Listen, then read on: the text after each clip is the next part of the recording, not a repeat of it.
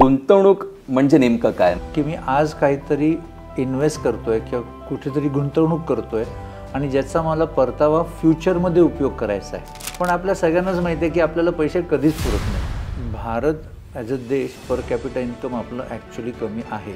एक सांगतो की ज्यांनी 500 रुपये 50 वर्षापूर्वी इन्व्हेस्ट केले होते ना, त्याचे आज कदाचित कोटी रुपये झालेले असतील. की आज वाटतं की मला 10,000 रुपये मंथली इन्कम पूर्णच होत आहे. मग त्यांना नंतर वाटतं 20,000 रुपये झालं तर खूप होईल. मग नंतर वाटतं 50 झाले की खूप. पण त्याचं इन्कम 5 लाख झाल्यानंतरसुद्धा त्याला दर महिना 50,000 25,000 कमीच पडतात. कारण तो माणूस खर्च वाढवत जातो. गुंतवणूक, अन्न, वस्त्र, निवारा ही जर 4ची तुम्ही जर व्याख्या बनवलीत तर मग तुम्हाला इन्व्हेस्टमेंटची सवय लागते. दर महिन्याला मी 2 महिन्यात पैसे डबल करतो, 1 महिन्यात डबल करतो. आज लोक जाऊन तिथे पैसे टाकतात. शेअर मार्केटमध्ये लोकांचे पैसे जातात जे झटपट पैसे कमवायला येतात, की ज्याला हावरटपण आहे, की ज्याला ग्रीड आहे. आज लोक फसतात त्याच्याचमुळे ना. खर्च जास्त असतात, पैसे पुरत नसतात आणि मग अशा कुठल्या तरी ह्याला बळी पडतात. सो चांगला फायनान्शियल ॲडवायझर ही जी कॉन्सेप्ट आहे, बहुतेक लोकांना वाटतं की ज्याने रिटर्न जास्त दिले किंवा ज्याच्यामुळे मला रिटर्न जास्त मिळाले तो चांगला ॲडवायझर, किंवा जो मला सांगतो की मी तुम्हाला एवढे देईन किंवा एवढे देईन, तो चांगला ॲडवायझर असं लोकांना वाटतं. त्यामुळे नमस्कार, मी निखिल बल्लाळ. ठाणे वैभवच्या पॉडकास्टमध्ये आपलं सर्वांचं पुन्हा एकदा मनापासून स्वागत. आज आपण फार एका महत्त्वाच्या विषयावर बोलणार आहोत. आपल्या सर्वांचा जिव्हाळ्याचा विषय आणि तो म्हणजे आहे पैसा. प्रत्येकालाच पैसे कमवायला आवडतात आणि प्रत्येकाला गुंतवणूक करावीशी वाटते आणि त्या गुंतवणुकीतून चांगला परतावा मिळावा ही प्रत्येकाची अपेक्षा असते आणि आपण एकमेकांकडून सल्ले घेत असतो. पण मला असं वाटतं की कुठेतरी एक एक्सपर्ट सल्ला घेणं गरजेचं आहे आणि त्यामुळे आपण आज एका एक्सपर्टशी बातचीत करणार आहोत. आज आपल्या सेटवर आहेत मिस्टर महेश गोवंडे, जे गेले अनेक वर्ष या गुंतवणूक क्षेत्रात कार्यरत आहेत. प्राइस ब्रिज नावाची त्यांची कंपनी आहे. ती ठाण्यातली पहिली अशी PMS कंपनी म्हणून समजली जाते आणि त्यामुळे आपण अनेक आपले जे प्रश्न आहेत तुमच्या मनातले, माझ्या मनातले, की गुंतवणूक नेमकी कधी करावी, कशी करावी, केव्हा करावी, हे सगळे प्रश्न आज आपण दिलखुलासपणे त्यांना विचारणार आहोत. आणि त्यामुळे सर आपलं पुन्हा एकदा मनापासून स्वागत. Thank you so much. सर, गुंतवणूक आणि आम्ही सर्व तरुण सगळेच जण आम्ही फार क्युरियस होत याबद्दल जाणून गेला आणि त्याच्या अनेक व्याख्या आहेत, अनेक डेफिनेशन्स आहेत, अनेक गोष्टी आम्ही त्याबद्दल जाणून घेत असतो. पण अगदी मी बेसिक सर प्रश्न मला तुम्हाला विचारायचा आहे की गुंतवणूक म्हणजे नेमकं काय? म्हणजे what is the definition of गुंतवणूक तुमच्या मते? तुमची कुठलीही ॲक्शन किंवा तुमचा प्रयत्न की मी आज काहीतरी इन्व्हेस्ट करतोय किंवा कुठेतरी गुंतवणूक करतोय आणि ज्याचा मला परतावा फ्युचरमध्ये उपयोग करायचा आहे किंवा ज्याच्यामुळे मला पुढच्या आयुष्यात त्याचा उपयोग होईल. कारण शेवटी आपलं वर्किंग एज आहे हे 60 आहे किंवा 58 आहे आणि आता नवीन एजमध्ये कदाचित ते वर्किंग एज कदाचित 50-55च होऊन जातं. व्हेरॅज आपली लॉन्जिटिव्हिटी ही 75ची ॲव्हरेज झालेली आहे. त्याच्यामुळे आपल्याला जितके वर्ष आपण काम करतोय जवळजवळ तितकंच वर्ष ते आपली गुंतवणूक आपल्याला तिकडनं ते पैसे मिळणार आहेत. म्हणून तुम्ही ते गुंतवणूक ही फ्युचरिस्टिक रिक्वायरमेंटच्या हिशोबाने, म्हणजे ज्याला आपल्याला पुढच्या गरजा भागवायला लागतील तर त्याच्यासाठी गुंतवणूक ही आज केली जाते. आणि जितकी वर्ष आपण काम करणार आहोत तितकी वर्ष जर आपण ती गुंतवणूक केली तर त्याच्यात पुढे तितकीच वर्ष आपल्याला ते गुंतवणुकीचा उपयोग होऊ शकतो. सो त्याला आपण एक म्हणतात सेकंड इन्कम. हे तुमच्यासाठी सुरुवातीपासून एक तयार झालेलं सेकंड इन्कम आहे. त्याला गुंतवणूक म्हणतो आपण. म्हणजे सर, जसं वॉरन बुफेचं एक फार छान वाक्य आहे की everyone should not be dependent on a single income. He should have a second source of authentic and a genuine source of income. पण हे बरेचदा नाही कळत, म्हणजे की नेमकं हे इन्कम कुठून येईल, कसं येईल आणि कशा प्रकारे येईल. तर खास करून जो आत्ता ज्यांनी जॉब सुरुवात केलेली आहे किंवा तर त्या लोकांनी हे कसं करावं? गुंतवणूक पहिल्यापासून जितकं अर्ली करू तेवढं चांगलं, जसं आपण सगळे आपल्याला माहिती आहे. पण ही कशा प्रकारे स्टार्ट करावी एखादी? सो प्रत्येकाने आपल्या इन्कमच्या, म्हणजे गुंतवणुकीचा एक सर्वात पहिला जो हे नियम आहे ना, तो नियम असा आहे ना की लोक बहुतेक वेळेला महिन्याचा खर्च झाल्यानंतर जे उरतील ते पैसे मी गुंतवणूक म्हणून करीन. पण आपल्या सगळ्यांनाच माहिती आहे की आपल्याला पैसे कधीच पुरत नाहीत. त्यामुळे खरा गुंतवणुकीचा जो मार्ग आहे त्याच्यामध्ये असं म्हटलं जातं की तुमचं जे मंथली इन्कम आहे त्याच्यामधले पहिले 15 ते 20% हे तुम्ही इतर खर्च करायच्या अगोदर ते पैसे पहिले गुंतवणुकीमध्ये करा आणि मग उरलेल्या पैशामध्ये तुम्ही तुमचा महिना चालवायचा प्रयत्न करा. जर तुम्ही असा विचार केलात की मी महिना संपल्यानंतर तुम्हाला महिन्याच्या शेवटी पैसे कमीच पडणार आहेत, पण तुम्ही जर पगार आल्या आल्या किंवा तुमचं इन्कम आल्या मंथली तुमचं जे काही आहे, बिझनेस इन्कम आहे, मंथली इन्कम आहे, ते आल्या आल्या जर तुम्ही पहिले त्यातले 15-20% जर गुंतवणूक करून टाकली तर मग तुम्ही खरे गुंतवणूक करू शकता. त्यामुळे गुंतवणूक करायसाठी तुम्ही पहिलं पैसे इन्व्हेस्ट करायचे किंवा गुंतवणूक करायची आणि मग खर्च करायचा आहे. ऑब्व्हियसली जितकं लवकर सुरू कराल तितकं त्याचे तुम्हाला कंपाऊंडिंग म्हणजे चक्रवाढ जे म्हणतो आपण, ते चक्रवाढ व्याजाचा जो इफेक्ट आहे तो तुम्ही जितका लवकर कराल तितका तुम्हाला त्याचा चांगला फ्युचरमध्ये गेन मिळेल. तर हा पहिला एक प्रिन्सिपल झाला की गुंतवणूक ही जेवढ्या तुम्ही यंग एजमध्ये कराल, जेवढ्या तरुणपणी कराल त्या वेळेला करू शकता तुम्ही. पण सर काय होतं की गुंतवणूक प्रत्येकाला करावीशी वाटते, पण एक बेसिक अशी चर्चा जी मित्रांमध्ये चालू असते कायम की अरे पैसेच उरत नाहीत, कारण इतकी खर्च आहेत आणि इतकी महागाई आहे, तर त्यात कुठे गुंतवणूक करायचं. त्यामुळे अनेक लोक कुठल्या ॲडवायझरला जाऊन भेटतच नाहीत, किंवा कारण माझ्याकडे पैसेच नाहीत तर मी कुठे गुंतवू आणि काय चर्चा करणार. तर म्हणजे असं वाटतं का कुठेतरी की फार कधी कधी वायफळ खर्च होत असतो, किंवा सेव्हिंग कल्चर अजून नीट व्यवस्थित रुजायला हवं. सो भारत ॲज अ देश पर कॅपिटा इन्कम आपलं ॲक्च्युली कमी आहे, त्यामुळे पैसे पुरत नाहीत ही गोष्ट खरी आहे सुद्धा. पण त्याच्यातनं कुठेतरी त्या चक्रातनं बाहेर पडायचं आहे, आणि त्या चक्रातनं बाहेर पडायसाठी तुम्हाला कुठेतरी स्वतःच्या खर्चावरती जोपर्यंत तुम्ही निर्बंध लावत नाही तोपर्यंत तुम्ही त्याच्यातनं बाहेर यायचा प्रयत्नच करत नाही आहे. मी कित्येक वर्ष कित्येक लोकांना बघतो की आज वाटतं की मला 10,000 रुपये मंथली इन्कम पूर्णच होत आहे, मग त्यांना नंतर वाटतं 20,000 रुपये झालं तर खूप होईल, मग नंतर वाटतं 50 झाले की खूप. पण त्याचं इन्कम 5 लाख झाल्यानंतरसुद्धा त्याला दर महिना 50,000 25,000 कमीच पडतात, कारण तो माणूस खर्च वाढवत जातो.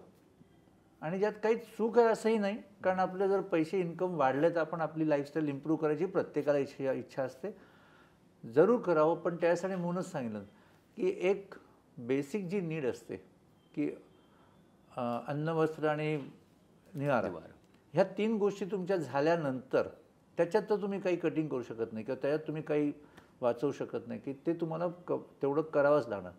पण हे झाल्यानंतर तुम्ही जर तुमची त्यात अन्न वस्त्र निवाऱ्याच्या अगोदर इन्व्हेस्टमेंटला टाकलं की गुंतवणूक, अन्न वस्त्र निवारा ही जर 4ची तुम्ही जर व्याख्या बनवलीत तर मग तुम्हाला इन्व्हेस्टमेंटची सवय लागते.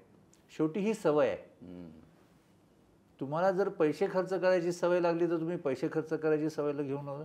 तुम्हाला जर इन्व्हेस्टमेंट करायची किंवा गुंतवणूक करायची सवय लागली तुम्ही गुंतवणूक करणार. शेवटी पैसे हे तुम्ही तुमच्या स्वतःच्या सुखासाठी आणि आनंदासाठी करायचे आहेत, पण ते इतकं पण असू नये की तुम्हाला पुढच्या आयुष्यात ते पैसे पुरतच नाही आहेत. त्यामुळे तुम्हाला पुढच्या आयुष्यासाठी शेवटी प्रत्येकाला 60, 52, 55 नंतर केव्हा ना केव्हा तरी काम बंद केलं, तब्येत खराब होऊ शकते, त्याच्यामुळे तुम्हाला लवकर रिटायरमेंट घेऊ शकतो. त्या सगळ्या कारणामुळे तुम्हाला कुठेतरी गुंतवणूक ही सुरुवात करावीच लागणार. आणि पैसे पुरत नाहीत हे युनिव्हर्सल ट्रूथ आहे, त्याला तुम्ही काहीच करू शकत नाही. पण जर तुम्ही स्वतःला सवय लावलीत की मी पैसे वाचवणार, तर मग भले तुम्ही 500 रुपये वाचवा. आज तुम्ही म्युच्युअल फंडमध्ये कुठल्याही इन्स्ट्रुमेंटमध्ये तुम्ही जाऊन बँकेत 100 रुपयेसुद्धा वाचवू शकता किंवा तुम्ही पोस्ट ऑफिसमध्ये टाकू शकता. तुम्ही ते टाकायला सवय लावली ना की ती होते, नाही तर होत नाही. पण ह्या ज्या अमाऊंट्स फार लहान आहेत ना तशा, म्हणजे लोकांना असं एक वाटतं की थोडी सायझेबल अमाऊंट मी दर महिन्याला बाजूला काढली पाहिजे, तर अगदी 500 रुपये पण ही अमाऊंट बऱ्यापैकी मोठी आहे का? म्हणजे लॉंग टर्मच्या दृष्टीने जर आपण बघायचं झालं तर मी लोकांना एक सांगतो की ज्यांनी 500 रुपये 50 वर्षापूर्वी इन्व्हेस्ट केले होते ना, त्याचे आज कदाचित कोटी रुपये झालेले असतील, किंवा त्याच्याकडे आज कदाचित त्याचे 50 लाख रुपये झाले असतील. आज तुम्हाला जर 8% व्याजाने सुद्धा पैसे मिळतात, 7% व्याजाने बँकेतून पैसे मिळतात, तरीसुद्धा ते पैसे खूप होतात. मी आज 1000 रुपये तुम्ही जर वाचवले तर त्याच्या 30 वर्षानंतर कदाचित तुम्हाला 20,000 रुपये झालेले असतात. त्यामुळे पैसे गुंतवणूक सुरू, कारण तुमच्याकडे जेवढे आहेत तेवढ्यातनं तुम्ही वाचवणार आहात. मग ते 100 असू देत, 200 असू देत, 500 असू देत, तुम्ही सुरू करा. तुम्हाला ती सवय लागेल. सवय लागल्यानंतर जेव्हा तुमचं इन्कम वाढेल ना, तर ती 100 रुपयाची सवय तुम्ही 1000ला कराल. कारण तुम्ही मनामध्ये जर कुठे ठरवलं असेल की मी बाबा 20% बाजूला काढणार आहे, की मी जर आज 1000 रुपये कमवले ना त्यातले मी 200 रुपये बाजूला काढून ठेवणार आहे. तर ती तुम्हाला सवय लावून घेणं महत्त्वाचं आहे. जे आज तुम्हाला वाटते की छोटेसे पैसे आहेत, हेच पैसे तुम्हाला सवय लागली की तुम्हाला मोठे इन्व्हेस्ट करायची पण सवय लागते. सवय लागणं हे जास्त महत्त्वाचं आहे. आणि गुंतवणुकीमध्ये सर्वात महत्त्वाचं म्हणजे कन्सिस्टन्सी, की मला दर महिन्याला किंवा दर आठवड्याला मला हे पैसे इन्व्हेस्ट करायचे आहेत. तर त्याच्यामुळे ही सवय लावणं हे जास्त महत्त्वाचं आहे. किती करताय हे महत्त्वाचं नाही आहे. ह्याचं महत्त्व नंतर वाढेल, ज्याला तुमचं इन्कम वाढेल त्याला. पण सवय लावून घेणं हे जास्त महत्त्वाचं आहे. हॅबिट इज मोर इम्पॉर्टंट, म्हणजे not the amount. Not the amount. एकदा का सवय लागली ना की मग ती आपल्याला लागते. आणि ती सवय मग तुमच्या फॅमिली मेंबर्सना पण दिसते, किंवा माझ्या घरातले माझे वडील किंवा माझे भाऊ असं करतोय, त्याचं चांगलं होतं दिसल्यानंतर त्याचा इफेक्ट तुमच्या फॅमिलीवरती पण होतो, त्यांना पण ती सवय लागते. त्याच्यासाठी हे महत्त्वाचं आहे. तुम्ही आता जसं फॅमिलीचा उल्लेख केला, मी त्याकडेच येणार होतं, की बेसिकली ही जी सवय लावणं आहे किंवा ती एक कल्चर असं क्रिएट करणं, की एक फायनान्शियल डिसिप्लिन घरात असावा, तर खास करून मुलांमध्ये लहान वयापासूनच वगैरे येतं. तर हे असा हा ट्रेंड आता आपल्याला काही प्रमाणात दिसतोय का? आणि जर अजूनही दिसत नसेल तर हा कसा रुजवता येईल प्रत्येकाला आपल्या घरात? How to make a family financially disciplined तुमच्या दृष्टीने? ॲक्च्युली आता जे काही बाहेर चाललं आहे त्याच्यामध्ये ॲक्च्युली हे उलटं होत चाललं आहे. फायनान्शियल डिसिप्लिन पहिली जी होती ती आता कमी होते आहे. आणि खास करून कोविडनंतर जे खूप सारं वेगवेगळ्या डिजिटल मीडियममध्ये यायला लागलं, की कधी जाऊ कधी जाणार नाही माहीत नाही. त्याच्यामुळे लोकांनी ना आता आपण पैशात त्याचा उपभोग करावा वगैरे असे जे भरपूर काही पोस्ट आले, आणि लोकांनी बघितलंसुद्धा काही कोविडमध्ये वगैरे काही कारणामुळे लोकांनी बघितले लोक जाताना की याच्याकडे पैसे होते पण ह्याने आयुष्य एन्जॉय नाही केलं. हल्लीच्या पिढीमध्ये उलटं झालं आहे. त्यांना ना एन्जॉय करणं हे जास्त महत्त्वाचं वाटायला लागलं आहे. त्यामुळे इनफॅक्ट भारताच्या बँकिंग सिस्टीममध्ये दरवर्षी जे डिपॉझिट्स वाढायचे ते गेले 2-4 वर्ष ते ॲक्च्युली कमी व्हायला लागलेत. त्यातला एक पॉझिटिव्ह बाजू आहे की लोक स्टॉक मार्केटमध्ये किंवा कॅपिटल मार्केटमध्ये इन्व्हेस्ट करायला लागलेत, की ज्याच्यामुळे त्यांना रिटर्न जास्त मिळतात. हा शिफ्ट आहे. पण तरीसुद्धा ओव्हरऑल लोकांना खर्च करायची वृत्ती वाढत चालली आहे. आता जर तुम्ही म्हणाल की फॅमिलीमध्ये हे कसं रुजवायचं, तर शेवटी जे मोठे करतात त्याचं अनुकरण लहान करणार. तर मोठ्यांनी जर ती आपल्याला सवय लावून घेतली, की मोठ्यांनी जर प्रत्येक गोष्टीचं एक डिसिप्लिन मांडलं किंवा त्यांनी एक शिस्त लावली घरामध्ये, की मी एवढंच करणार, दर महिन्याला मी एवढेच पैसे खर्च करणार आणि ह्याच्यानंतर मी करणार नाही, तर ती सवय हळूहळू तुमच्या फॅमिलीमध्ये येईल. पण ह्याची जबाबदारी घरातल्या मोठ्यांवरती जास्त आहे. बरोबर. बिझनेस करणारा एखादा जण असेल म्हणजे आणि एक सॅलरी करणारा असेल, तर त्या दोघांमध्ये फरक कसा असतो? म्हणजे इन टर्म्स ऑफ सेविंग म्हणा, कारण प्रत्येकाचं कसं इन्कम हे फिक्स नसतं. म्हणजे ठीक आहे, आपण सॅलरीड असेल तर त्याला एक फिक्स इन्कम असेल, पण बिझनेसवाल्याचं फार वोलेटाईल असतं, कधी जास्ती कधी कमी. तर मग अशाप्रमाणे दोघांना हे जे सेविंग इक्वेशन आहे जे तुम्ही सांगताय, तर ते लागू राहतं का त्यांच्यासाठी थोडं वेगळं होऊन जातं ते? दोघांमधला एक मेजर फरक आहे की जो नोकरी करतो किंवा ज्याला पगार येतो, दर महिना फिक्स अमाऊंट येते. असे बिझनेसमध्ये सुद्धा काही लोकांना फिक्स अमाऊंट येते, काही ना काहीतरी येतं. आणि ज्यांचा बिझनेस नीट आहे त्यांना ते माहिती असतं. त्यामुळे दोन्हीकडे सेम होऊ शकतं. आता ह्याच्यातला एक फरक आहे की पगार असलेल्या माणसाला माहिती असतं की मला 7 तारखेला पगार येईल.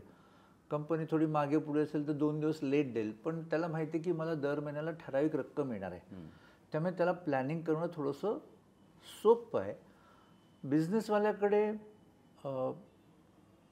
दोन्ही बाजूने असतं की त्याच्याकडे एक तर भरपूर पैसे येत असतात आणि काही ठराविक वेळेला येत असतात. त्यांचा बिझनेस का जर सीझनल असेल, की ठराविक आपले सणसुदीचे जर त्यांचा बिझनेस त्या टाईपचा असेल, तर त्यांना त्यावेळेला जास्त पैसे येतात, इतर वेळेला कमी येतात. म्हणजे तिथे सिझनॅलिटी ज्याला म्हणतो, त्यामुळे ऋतूप्रमाणे ज्यांचे बिझनेस असतात, की शाळेचं जर काम असेल तर शाळेचं जून जुलैमध्ये जास्त खर्च होतात, ऑक्टोबरमध्ये असतात, पण नंतर मध्ये त्यांना फार बिझनेस नसतो. तो त्यांना त्यांच्या इन्कमप्रमाणे त्यांना त्यांची ॲडजस्टमेंट करायला लागेल. मग त्यांना कदाचित 6 महिन्याचे पैसे एकदम इन्व्हेस्ट करा किंवा 3 महिन्याचे पैसे एकदम इन्व्हेस्ट करा, त्यांना ही पद्धत पण करायला लागते. त्यामुळे दोघांच्या प्लॅनिंगमध्ये बराच फरक आहे.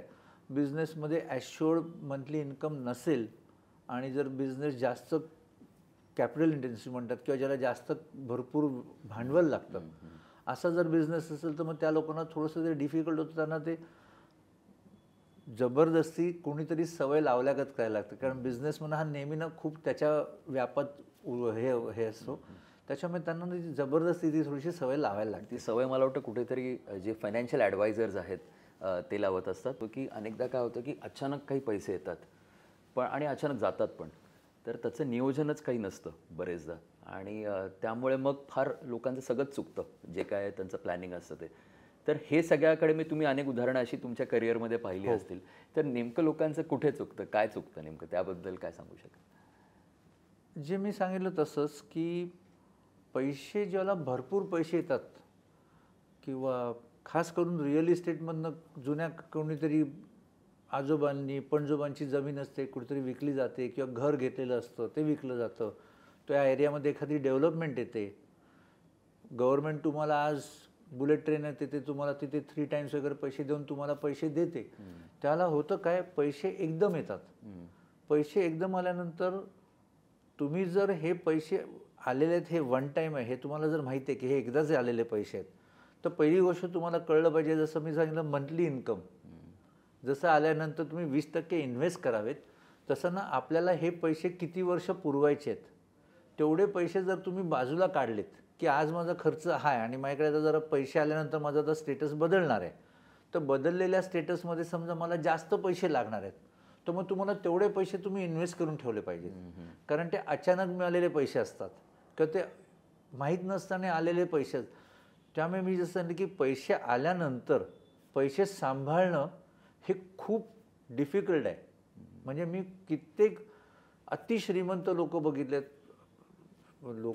म्हणजे काय, आज आपण कितीतरी फिल्म स्टार, कितीतरी हिरो हिरोईनची आपण कहाण्या ऐकल्यात की ज्यांनी एका वेळेला एवढं वैभव बघितलेलं असतं की त्यांच्याकडे 4-4 गाड्या असतात, पण त्यांची 1-2-4 फिल्म फ्लॉप झाल्यानंतर ते रस्त्यावर यायला लागतात, त्यांचं करिअरच साफ होतं. म्हणजे कित्येक उदाहरणं आहेत. आणि ह्या उदाहरणांमागे आपण काय बघतो तर तुमचं फायनान्शियल डिसिप्लिन नाही, सवय लागते. अच्छा, मी एक अजूनही मला थोडंसं ॲड करायला लागेल, थोडंसं विषयाच्या बाहेर, की पैशाचा सर्वात मोठा शत्रू कोण, तर खर्चिक वृत्ती आणि व्यसन. तुम्ही एकदा तुम्हाला गाडीचं व्यसन लागलं, दारूचं व्यसन लागलं, कारण अचानक पैसे येतात. भारतामध्ये प्रत्येक पुरुष त्याचं स्वप्न किंवा बऱ्याच लोकांच्या घरात त्यांचं स्वप्न असतं की मला गाडी घ्यायची आहे. लोक विचार न करता गाडी तुम्ही घेतलीत, पण ती मेंटेन करायला किंवा त्याचे चालवायला भरपूर खर्च येतो. मग तुम्हाला पेट्रोलचा खर्च लागतो. एक वस्तू घेतलीत की त्याच्या मागे तुमची 10 खर्च निघतात. त्यामुळे कुठलीही नवीन वस्तू घेताना तुम्हाला हे बघायला पाहिजे की मला ही 10 वर्ष वापरता येईल किंवा 5 वर्षानंतर ही वस्तू काढून दुसरी घ्यायला लागणार आहे. कारण एकदा गाडीची सवय लागली मला, मग आता मी गाडीत बसून फिरतोय, मग 5 वर्षानंतर मला गाडी आता पैसे नाहीत तर मग मी लोन घेतो. म्हणजे आता पैसे होते म्हणून मी पैसे देऊन गाडी घेतली, पण गाडी 5-6 वर्षानंतर जाते, ती गाडी जाते, त्यावेळेला तुमच्याकडे पैसे नाहीत, मग तुम्ही लोन घेता, मग लोन फेडता येत नाही म्हणून अजून काहीतरी विकता. म्हणजे तुम्ही वेळ अशी येते की शेवटी राहतं घर विकायची वेळ येते. त्यामुळे जे अचानक पैसे येतात त्यांनासुद्धा सल्ला हाच आहे की पहिले बाजूला करा की तुमच्या लाईफस्टाईलला किती पैसे लागणार आहेत, तुमचं लाईफस्टाईल त्या प्रोपोर्शनमध्ये वाढवा. जरी मी सांगितलं तरी लोक चुका करतात आणि त्याला काही उपाय नाही आहे. शेवटी त्याला म्हणतात तसं आहे की व्यसन आहे शानशौकी. हल्ली लोकांना सगळं आवडतं, पटकन प्रत्येक गोष्ट दाखवायला आवडते की माझ्याकडे हे आहे. म्हणजे लोकांचं असं आहे की आपण पैसे कमवतो कशासाठी, म्हणजे आपल्याला काहीतरी एखादं हेतू साध्य करायचा असतो. म्हणजे मला मर्सिडीज घ्यायची आहे, मला BMW घ्यायची आहे, म्हणून तर मी पैसे कमवत असतो. तर जर मला पैसे तसे खर्चच करता येत नसतील तर मग ह्या पैशांचा उपयोग काय, असं पण एक थेअरी लोक मांडत असतात. बघा, मी सुद्धा जेव्हा सुरू केलं ना तेव्हा मलाही हे सगळं होतं. मी चुकीचं काहीच म्हणत नाही आहे. मी म्हणतो आहे तुम्ही गाडी घेतलीत ना तर ती गाडीनंतर तुम्हाला सवय लागणार आहे. तर आज एक गाडी घ्यायचे पैसे तुमच्याकडे आहेत, पण ती गाडी खराब झाल्यानंतर तुमच्याकडे दुसरी गाडी घ्यायचे पैसे आहेत का? तर ती गाडी विकत घेतल्यानंतर त्याच्यावरती पेट्रोलचा खर्च आहे, त्याचा मेंटेनन्सचा खर्च आहे, त्याला लागणारं इंधन आहे, त्याच्यावर लागणारी मरम्मत आहे, मग तुम्हाला त्याचे टायर खराब होणार आहेत. माझं म्हणणं हे आहे की जर गाडी 5 लाखाची आहे ना तर त्याच्या मागे तुमच्याकडे 3 लाख त्याचा नंतर 5 वर्षात खर्च होणार आहेत. 5 वर्षानंतर तुम्हाला मग गाडी मोठी घ्यायला लागते, कारण आता छोटी गाडी होती तर मोठी गाडी, मग पुढची गाडी तुमची 10 लाखाची, त्याच्या मागचा खर्च परत 8 लाखांनी वाढतो. तुम्हाला हे लक्षात घ्यायला पाहिजे की बाबा मी हा खर्च पुढे चालवू शकणार आहे की नाही. तर तुमचं जर इन्कम समजा डबल होत आहे तर तुम्ही तुमचं ना इन्व्हेस्टमेंट डबल करायला पाहिजे किंवा ट्रिपल करायला पाहिजे, कारण मग तुमचे खर्च वाढणार आहेत. त्यामुळे जर आज तुम्ही 20% वाढवताय आणि तुमचं इन्कम वाढलं तर ते तुम्ही तुमचं इन्व्हेस्टमेंट 30% करा. जर तुमचं इन्कम डबल झालं तर तुम्हाला वाटलं की बाबा माझे सगळे खर्च करून माझ्याकडे ॲक्च्युली 50% होत आहेत, तुम्ही 50% येऊ, कारण हे 50% ज्याला तुम्ही काम करणार नाही आहात त्याला तुमच्या लाईफस्टाईलला हेच पैसे पुरे होणार आहेत. बरोबर. तुमच्या आलं लक्षात मी काय म्हणतोय की तुमचं इन्कम वाढेल तसं तुम्ही जर तुमची इन्व्हेस्टमेंट वाढवली नाही थोडीशी, आज मी 20% म्हणतोय कारण मुळात आपलं इन्कम लेवल कमी आहे, पण ज्यावेळेला तुमच्या रिक्वायरमेंटपेक्षा किंवा तुमच्या गरजेपेक्षा, मूलभूत गरजा ज्याला आपण म्हणतो त्याच्यापेक्षा जास्त पहिल्या येतात, त्यावेळेला तुम्हाला जास्त इन्व्हेस्टमेंट केली पाहिजे. आज तुमच्याकडे जर मोठे पैसे आले तर त्यातले 70% तुम्ही बाजूला काढून ठेवा, 80% बाजूला काढून ठेवा. कारण मान्य आहे की प्रत्येकाला ती इच्छा असते मी इथे फिरायला जावं, मी आज सगळ्यांना दिसतं की कोणतरी इथे फिरायला गेला, तिथे फिरायला गेला, मग घरातली मीडियामुळे खूप वाढलं, सोशल मीडियामुळे सगळंच वाढलं, त्यामुळे प्रत्येकाच्या घरात डिमांड वाढतात, प्रत्येकाला इच्छा असते, त्याच्यामुळे हे सगळं करावं लागतं. थोडंसं प्रेशर पण आहे, पण त्याला कुठेतरी आळा घातला पाहिजे. आणि तो आळा घालायचा एकच मार्ग म्हणजे तुम्ही जास्त गुंतवणूक वाढवा.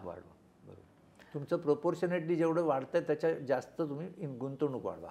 आपण गाडी घ्यायच्याबद्दल आता चर्चा करत होतो, तर इवन घर कधी घ्यावं हा पण एक खूप लोकांच्या मनात प्रश्न असतो की लग्न झाल्यावर घ्यावं, लग्नानंतर घ्यावं, म्हणजे मुलं झाल्यानंतर घ्यावं, मग कधी घ्यावं घर, आणि ते काय किती प्रमाणात घ्यावं, म्हणजे 2 BHK असावं, 3 BHK असावं. कारण काय होतं बरेचदा ह्याच्यात पण काही निर्णय चुकतात, कारण काय होतं मग तो होम लोन वाढतो, ते इंटरेस्ट वाढतात. बरं, असंही काही लोकांची थेअरी आहे की मी रेंटवर राहतो आणि ते जे काही पैसे मी EMI मध्ये भरले असते, होम लोन फेडण्यासाठी भरले असते, तर ते मी मार्केटमध्ये गुंतवावे. तर ह्या सगळ्याकडे तुम्ही कसं बघताय, कारण हे मिलेनियल सध्या असं बरेच विचार करणारे आहेत. सो ह्याच्यामध्ये एक असं आहे ना की आपण ज्याला विचारतो की आपण घर कधी घ्यावं, घर ही आपली मूलभूत गरज आहे, त्यामुळे घर तुमच्याकडे पैसे आल्यानंतर तुम्ही पहिले घ्यावे, पण घरांच्या किमती खूप आहेत. त्यामुळे तुम्ही यंग असताना जर तुमच्याकडे तेवढे पैसे नाही तर तुम्हाला लोन घ्यावं लागतं. माझं स्वतःचं एक, कदाचित हे माझं स्वतःचं पर्सनल मत समजा की प्रत्येकाने एक घर तर नक्की घ्यावं. ते मोठं का छोटं हे महत्त्वाचं नाही आहे, पण जसं आपण अन्न, वस्त्र, निवारा ह्या मूलभूत गरजा आहेत. मूलभूत गरजा तुमच्या, त्याच्यामध्ये जर तुमचा निवारा आहे, मग ते छोटं मोठं हे बघण्यापेक्षा ना तुमच्याकडे स्वतःची एक जागा असावीच जी तुम्हाला राहता येईल, की जिकडनं तुम्हाला कोणी काढू शकत नाही. आज रेंटवरती अगर सगळं छान वाटतं, पण तुम्हाला जर सिस्टीमवर तुम्हाला डिसिप्लिन नसेल तर तुम्ही सगळे पैसे खर्च करून जाल, ज्यावेळेला तुमच्या रिटायरमेंटची होईल त्यावेळेला जर तुमच्याकडे घरच नसेल, मग त्याला ते जे रेंट देणं आहे किंवा त्याला जे तुम्ही हे देताय तर ते सुद्धा तुम्हाला मग परवडणार नाही. मग तुम्हाला त्याला काय करणार. त्यामुळे एक घर लग्नानंतर घ्यावं का आधी घ्यावं हे प्रत्येकाच्या लाईफस्टाईलप्रमाणे किंवा प्रत्येकाच्या घरातल्या कौटुंबिक गोष्टीवरती ठरेल. कारण त्यांचं घर छोटं असेल तर त्याला लग्न झाल्यानंतर जायला लागेल, पण घरात एकच मुलगा असेल आणि त्यांचं घर मोठं असेल तर त्याला घर घ्यायची गरज नाही, कारण त्याच्याकडे ऑलरेडी वडिलांचं घर आहे.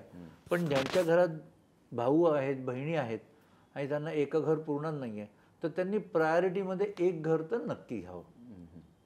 मग ते लग्न आधी घ्यावं का नंतर घ्यावं हा प्रत्येकाचा प्रश्न आहे, पण एक घर जितकं लवकर घेता येईल, तुम्ही जितक्या लवकर घर घ्याल त्याचा इवन EMIचा इन्स्टॉलमेंट आहे, हे तुमचं सेव्हिंगच आहे. शेवटी ते कंपल्सिव्ह सेव्हिंग आहे. ते कंपल्सिव्ह सेव्हिंग एका तऱ्हेने तुमचं, त्याच्यामुळे तुम्ही जागेमध्ये तुमचं इन्व्हेस्टमेंट सुरू झाली आणि हे चांगलं आहे. म्हणजे मी एका घरासाठी मी सगळ्यांना सांगतो की एक घर तुम्ही प्रायोरिटीने घ्या.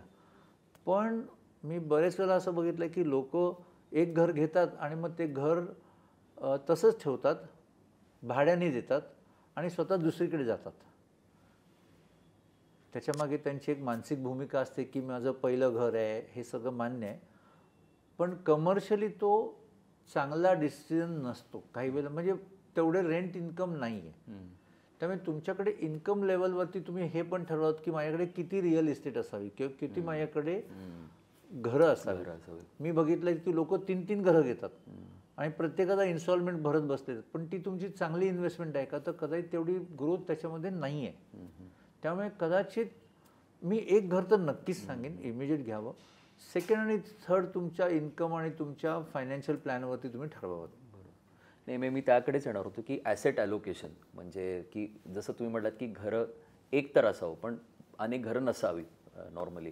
तर समजा एखाद्याकडे 100 रुपये आहेत, तर ते 100 रुपये त्यांनी कसे गुंतवावे? मग रिअल इस्टेटमध्ये किती, मार्केटमध्ये किती, गोल्डमध्ये किती, कमोडिटीमध्ये किती, किंवा बाकी अजून जे काही साधनं आहेत इन्व्हेस्टमेंटची, तर त्याचं ॲलोकेशन कसं असावं? कारण काय होतं अनेकदा सर, म्हणजे की अनेकदा कोणीतरी आपल्याला सांगतं आपण घेतो, पण त्याच्यामागे फार आपण विचार करत नाही किंवा फार कोणाचा सल्ला घेत नाही.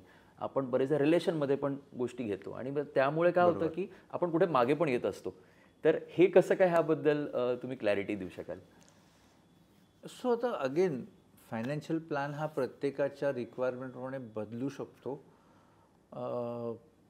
एक जे सांगितलं जातं नेहमी की तुमचं जेव्हा यंग एज आहे, जेव्हा तुमचं इन्कम आहे, त्याला तुम्ही थोडक्यात थोडीशी जास्त रिस्क किंवा थोडंसं जास्त तुम्ही हे घेऊ शकता, म्हणजे जोखीम घेऊ शकता ज्याला आपण म्हणतो.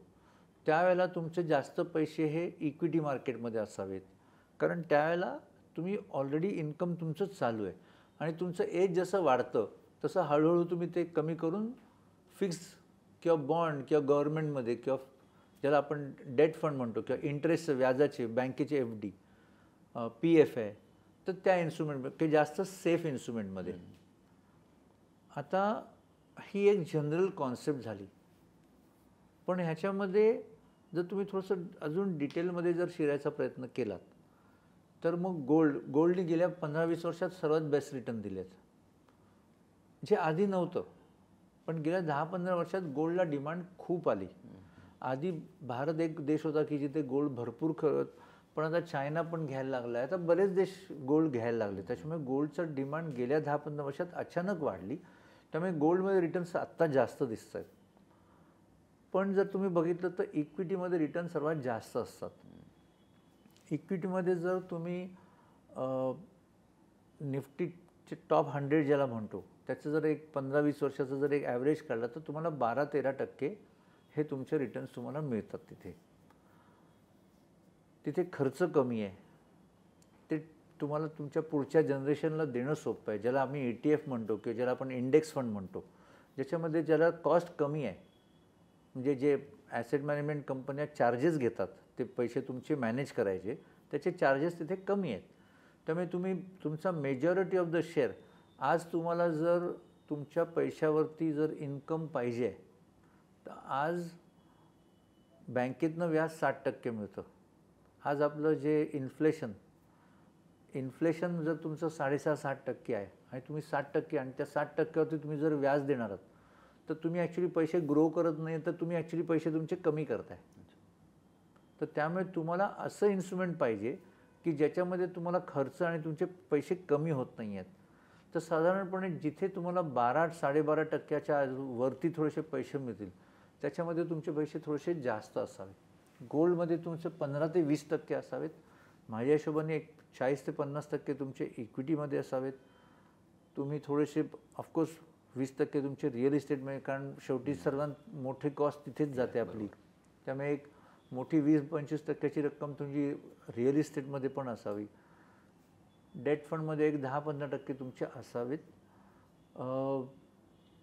थोडासा वेगळा विचार की मी इक्विटीचं बॅकग्राऊंड असल्यामुळे किंवा मला कंपन्यांमध्ये इन्व्हेस्टमेंट करायची सवय असल्यामुळे मी थोडासा डेट फंडपासून लांब राहतो. कारण तिथे एक जी कल्पना असते लोकांची की डेट फंड चांगले सेफ आणि इक्विटी मार्केट चांगलं नाही किंवा तिथे रिस्क असते किंवा तिथे पैसे जातात, तर जो माणूस 3-4 वर्ष इन्व्हेस्टमेंट करायला तयार असतो, त्याचे पैसे ठेवायला तयार असतो, त्यांना जनरली नुकसान होत नाही आणि 12-13%चे रिटर्न मिळतात. तिथे फक्त रिस्क कुठे असते तर शॉर्ट टर्म ज्याला म्हणतो, किंवा काही काळापुरतं तुम्ही पैसे तुमचे मायनस होऊ शकतात, 15-20% पण जातात, काही ठराविक वेळेला 25% पण पडले. पण तुम्ही जर लाँग टर्मचा प्लॅन केला असेल आणि इन्व्हेस्टेड राहिलात तर तुम्हाला त्याच्यामुळे 12-13% तुम्हाला मिळतात.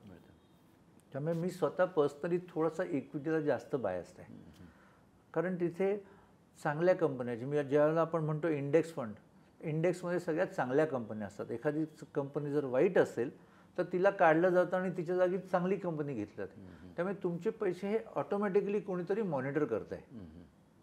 त्यामुळे मी थोडासा जास्त कल देईन की इक्विटीमध्ये 50% असावेत, गोल्डमध्ये 15-20%, सिन्स आत्ता रिटर्न चांगले आहेत त्यामुळे, पण गोल्डमध्ये एक 15% असावेत.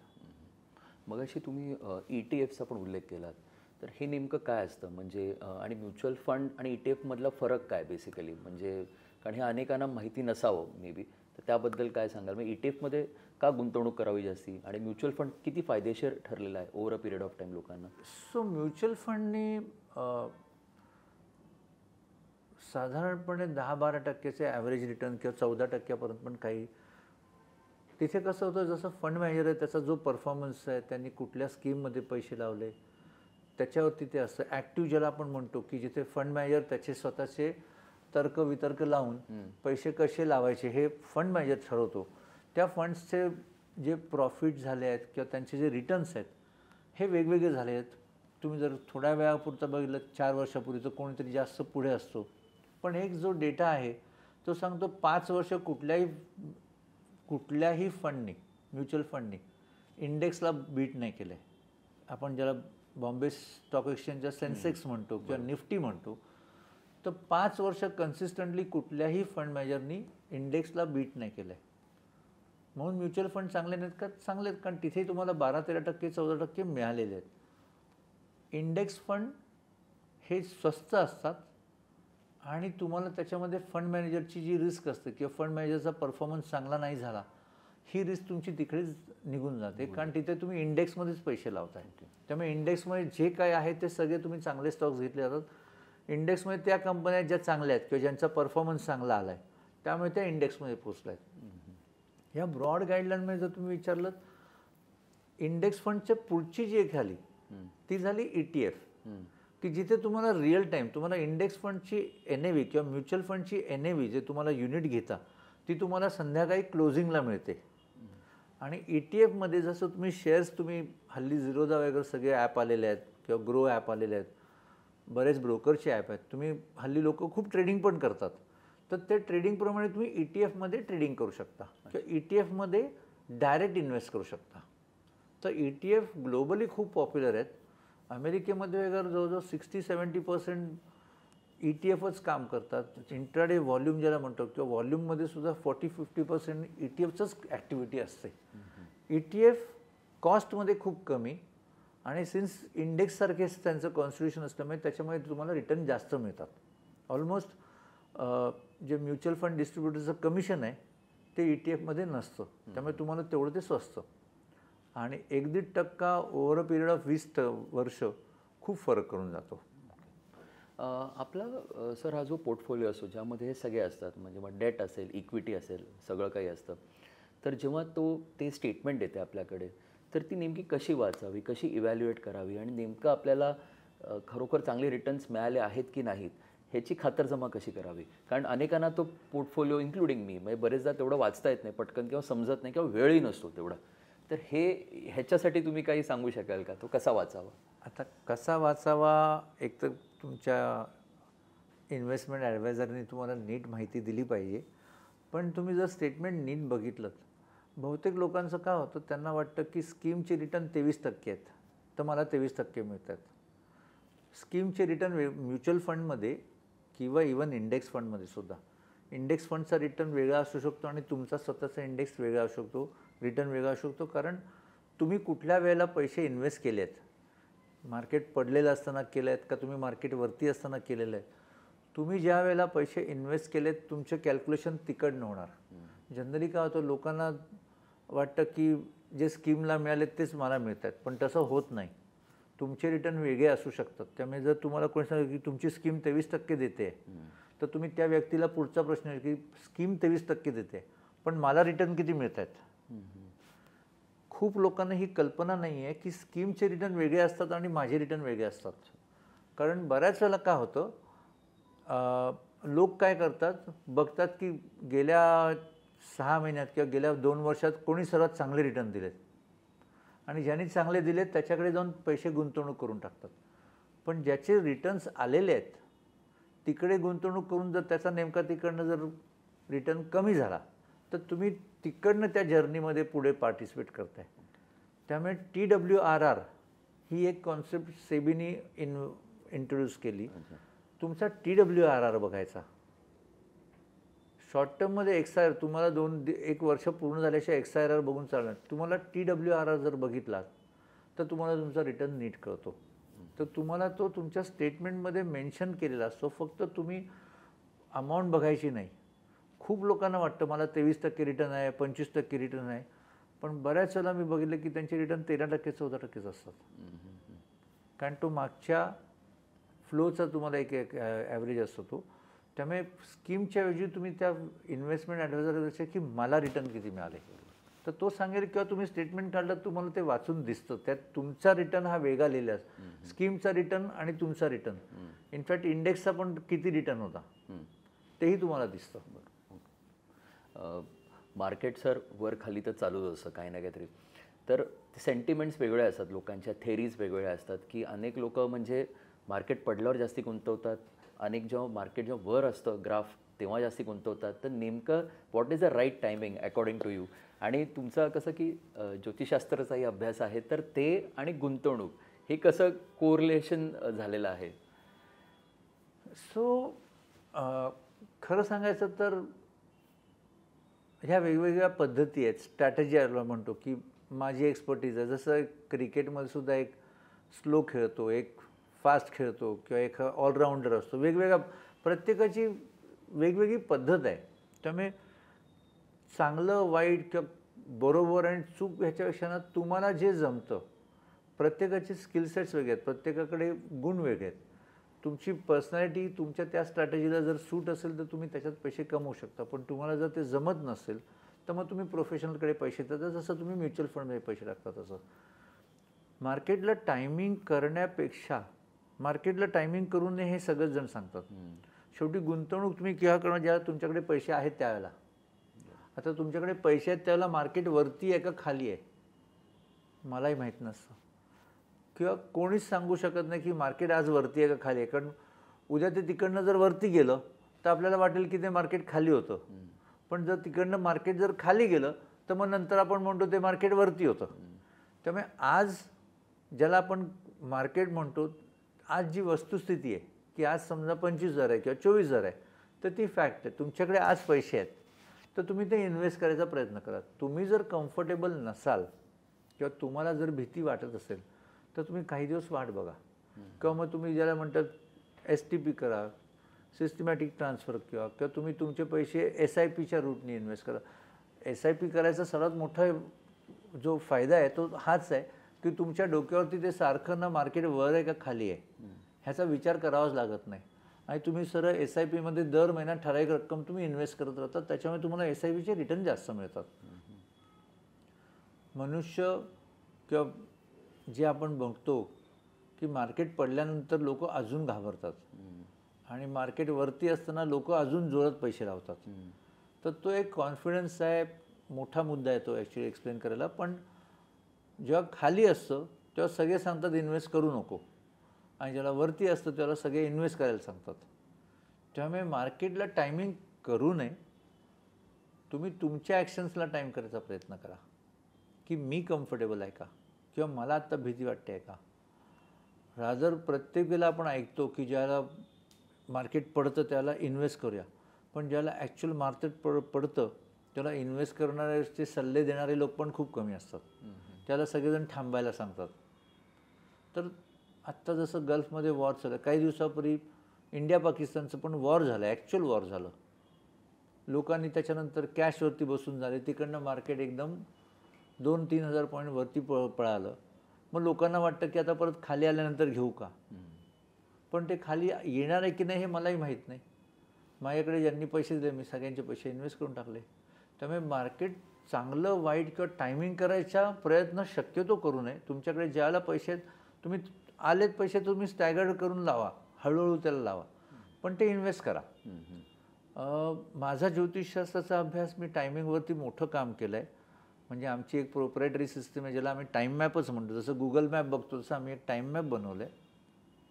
त्याच्यामध्ये ऑक्टोबरमध्ये पॅनिक येतं, मग जानेवारीमध्ये एक पॅनिक येतं, तशाप्रमाणे सप्टेंबरमध्ये एकदा. नाही, कारण तसंच एक पॅनिक तुम्ही प्रेडिक्ट केला होता एप्रिलमध्ये आय थिंक. हो, मागच्या वर्षी तुम्ही एक लेख लिहिला होता की ऑक्टोबरमध्ये मार्केट पडायला सुरुवात होणार, पडायला सुरुवात, आणि तसं ते सुरू झालं. आणि तिकडनं ते 6 महिने आज पडत आहे.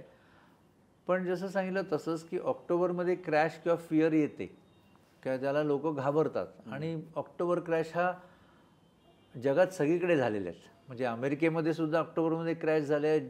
म्हणजे जगातल्या प्रत्येक एक्सचेंजमध्ये ना ऑक्टोबर महिन्यामध्ये का माहीत नाही, पण लोक घाबरतात आणि पॅनिक सेलिंग करतात. पण असं का होतं, म्हणजे ऑक्टोबर महिन्याचंच काय असं, म्हणजे त्याच्या मागचं लॉजिक काय असं? सो ऑक्टोबरमध्ये होतं, मेमध्ये असं होतं, इवन जानेवारीमध्ये. म्हणजे नुसतं पॅनिक सेलिंग नाही, पण त्यावेळेला भरपूर ॲक्टिव्हिटी होते.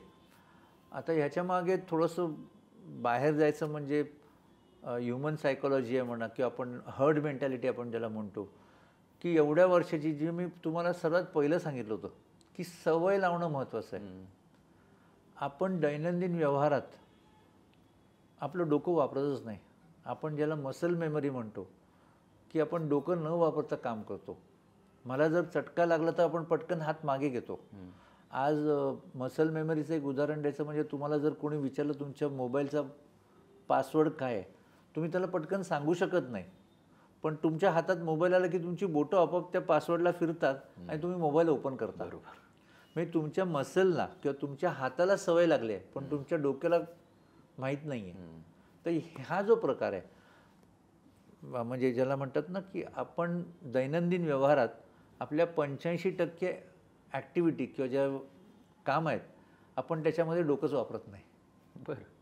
आणि त्यामुळे होतं काय, आपल्याला सवय लागलेल्या असतात. आपण वेगवेगळे सण साजरे करतो.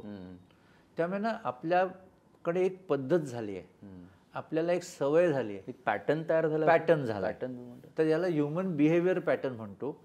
आणि मग त्या पॅटर्नमध्ये आपण ना दरवर्षी सगळीकडे जगात लोक घाबरतात, आपण पण घाबरतो. आपल्याला त्याच्यातनं बाहेर यायसाठी एक्स्ट्रा डोकं वापरून एफर्ट घ्यायला लागतो, ज्याला मी म्हणतो सर्वात पहिल्यांदा की सवय लावणं. सवय जोपर्यंत लागत नाही तोपर्यंत तुम्ही त्यातनं बाहेर. ते लागलेल्या काही वाईट सवयीपैकी ही एक वाईट सवय आहे की लोक मेमध्ये घाबरतात, ऑक्टोबरमध्ये घाबरतात, जानेवारी. ज्यावेळेला मार्केट पडणार त्यावेळेला विकत घ्या हे सगळे नंतर म्हणतात, पण ज्याला ॲक्च्युअल पडतं त्याला सगळे सल्ला देतात की मी बाहेर आहे. म्हणजे ह्या वेळेला सुद्धा बऱ्याचशा म्युच्युअल फंडनी कॅशवरती बसले होते. आता मार्केटमध्ये वॉर आहे, पडणार आहे, खाली जाईल वरती जाईल कोणालाही माहीत नाही. मग हे सगळे सांगतात टायमिंग करू नका, आणि आपण इथे टायमिंग करायच्याच गोष्टी करतो.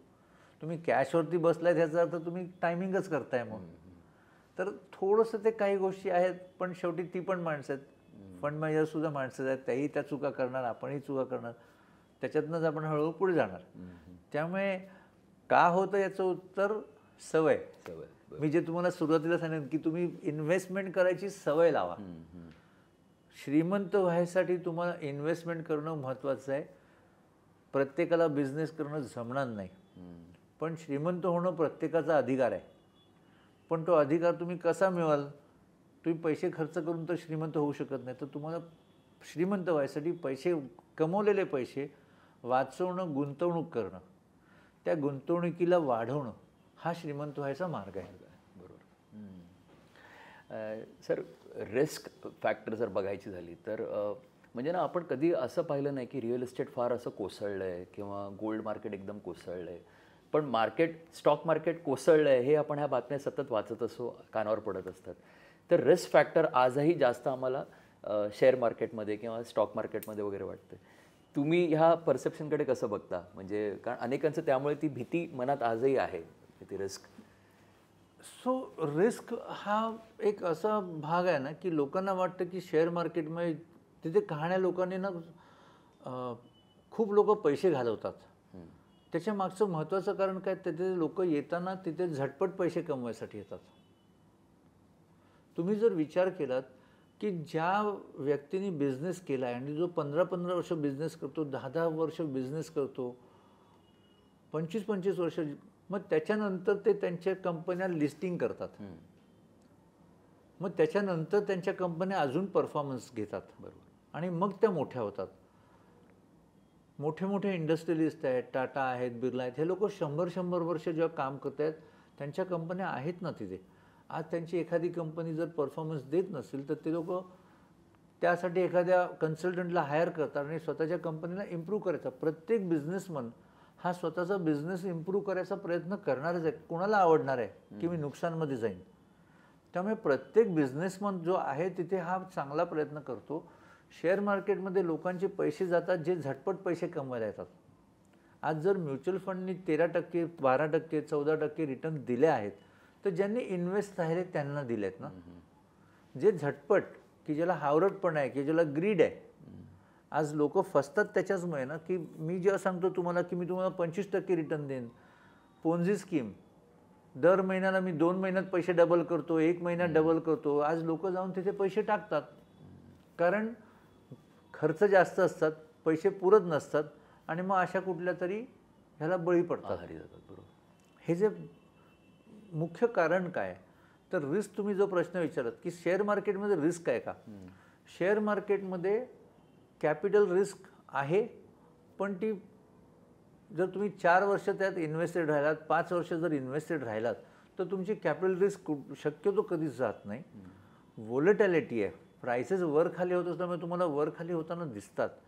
पण शेवटी त्याचे प्रत्येक बिझनेसमन जो आहे तो तिथे स्वतःचा बिझनेस इम्प्रूव्ह करायला बसला आहे. त्यामुळे तिथे तुम्ही चांगल्या कंपन्यांमध्ये जर, एस्टॅब्लिश कंपन्यांमध्ये जर पैसे गुंतवणूक केलीत तर तुमचे पैसे जात नाहीत. रादर बऱ्याचशा बँकांमध्ये लोकांचे पैसे गेलेत, ग्लोबली काही काही देशच बुडालेत. त्यामुळे रिस्क तिथे नाही का? रिस्क तिथे पण आहे. रिस्क तुम्ही कशी घेताय तर तुमचं अंडरस्टँडिंग जे आहे त्याच्यावरती आहे. त्यामुळे शेअर मार्केट रिस्की आहे तर तुम्ही जर झटपट पैसे कमवायला गेलात तर शेअर मार्केट रिस्की आहे. तुम्ही जर तिथे 4-5 वर्षासाठी, 6 वर्षासाठी जर तुम्ही गेले तर तिथेही रिस्क नाही आहे. वर खाली होणार, शेवटी मार्केट आहे, प्राईज वर खाली होतात.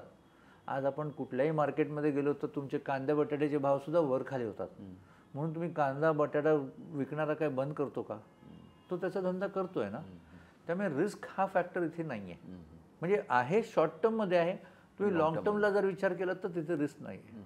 पण एखाद्याची रिस्क ॲपेटाईट नसेल तर त्यांनी रिस्क ॲपेटाईट त्याची वाढवावी, की त्याची जी काही स्टाईल आहे, म्हणजे जसं वीरेंद्र सेहवागची एक स्टाईल आहे किंवा राहुल द्रविडची आपण वेगळी स्टाईल पाहिलेली आहे किंवा विराट कोहलीची अजूनच वेगळी स्टाईल आहे. तर प्रत्येकाने आपापल्या स्टाईल जोपासल्या तर इन्व्हेस्टर्समध्ये पण अशा स्टाईल्स असतात आणि त्यांनी त्यात तशाच ठेवाव्या की रिस्क ॲपेटाईट वाढवावी जेणेकरून त्यांना रिटर्न चांगले मिळू शकतील?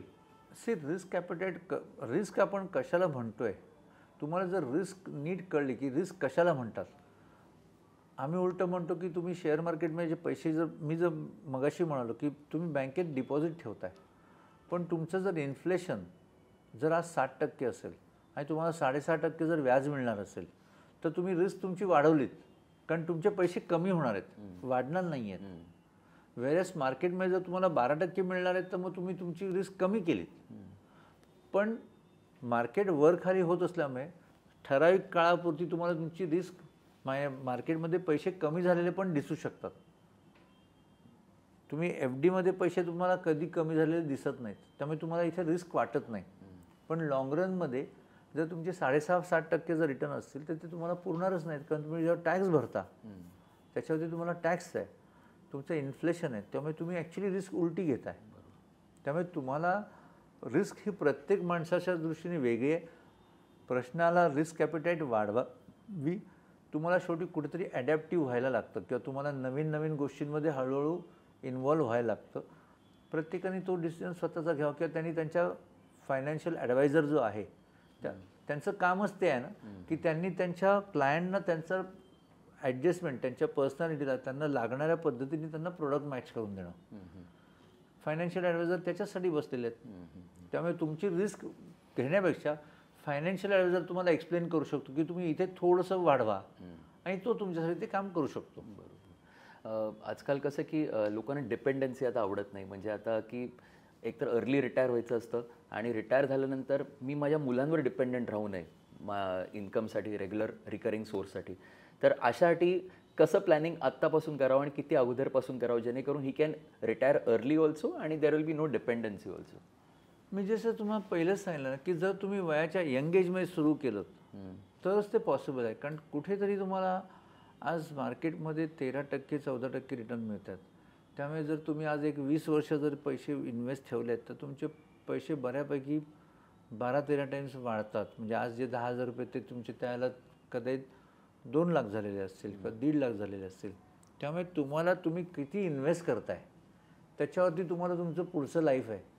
त्यामुळे मी असं सांगू शकणार नाही तुम्हाला की मी 45व्या वर्षी रिटायर होऊ शकतो. कारण तुम्ही जेवढे वाचवणार आहात, तुम्ही जितके जास्त गुंतवणूक कराल तितकं तुमचं पुढचं आयुष्य जास्त सेफ होणार आहे.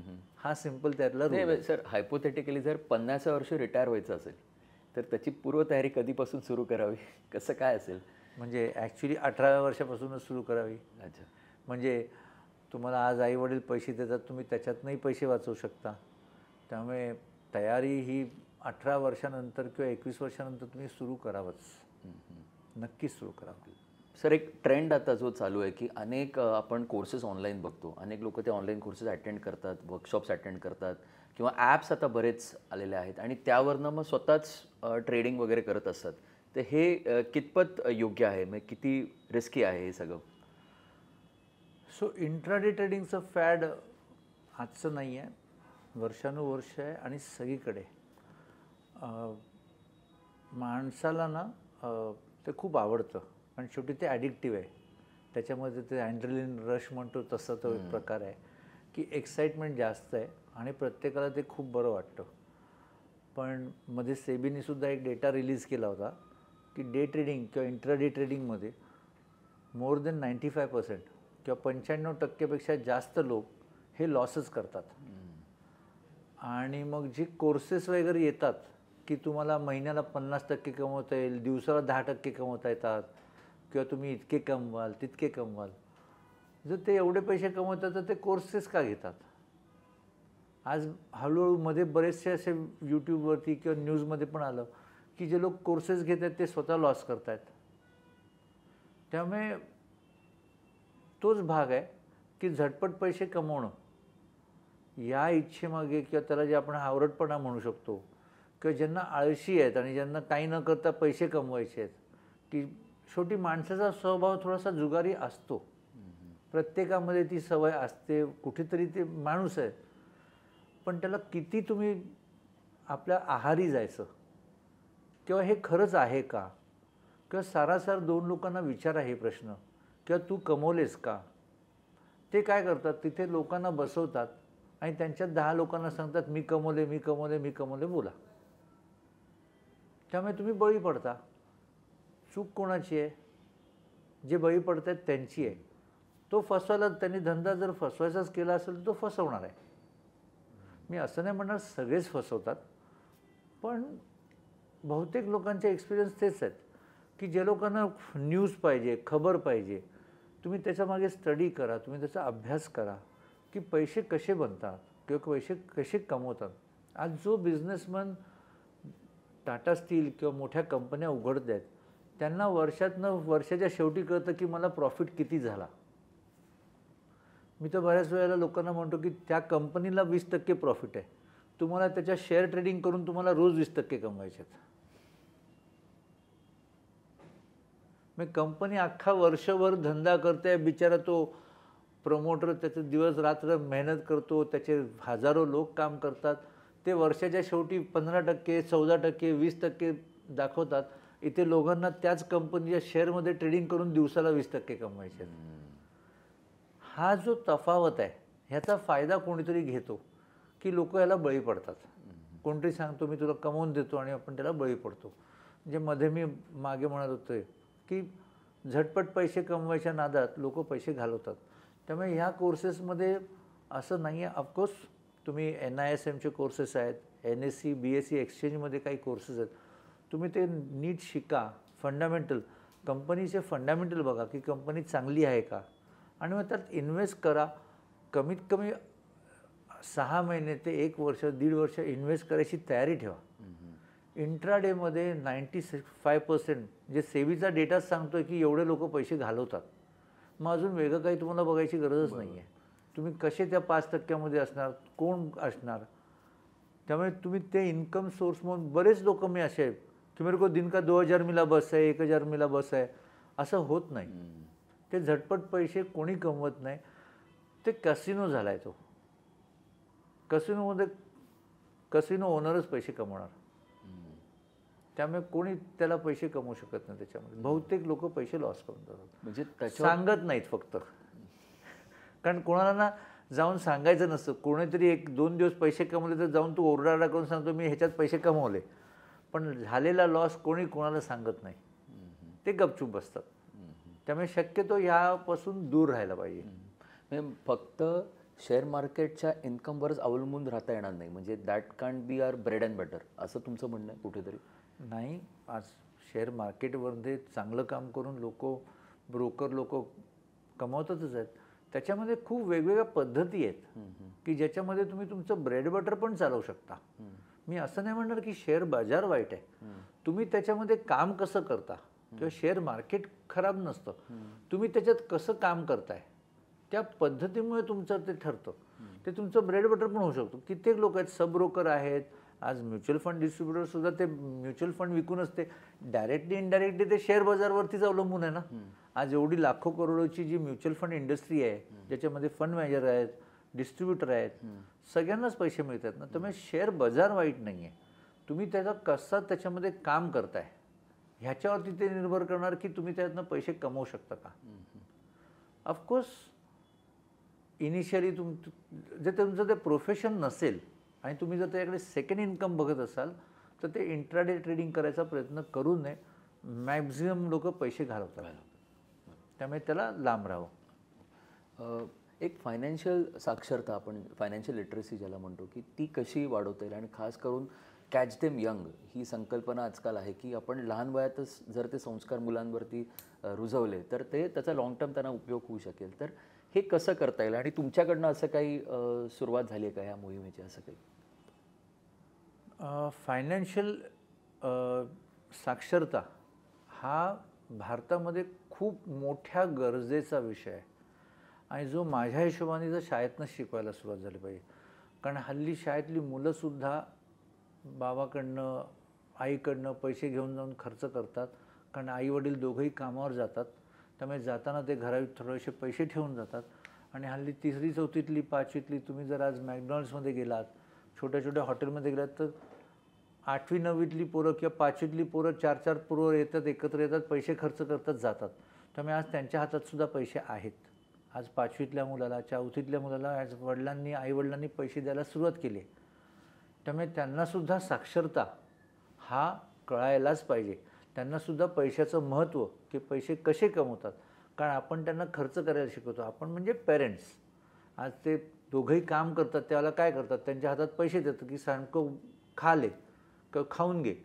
आज आपण त्यांच्या हातात पैसे देतो, पण त्यांना पैसे खर्च करायला शिकवायला सुरुवात केली 4थीतनं. मग फायनान्शियल साक्षरतासुद्धा 4थीतनं झाली पाहिजे.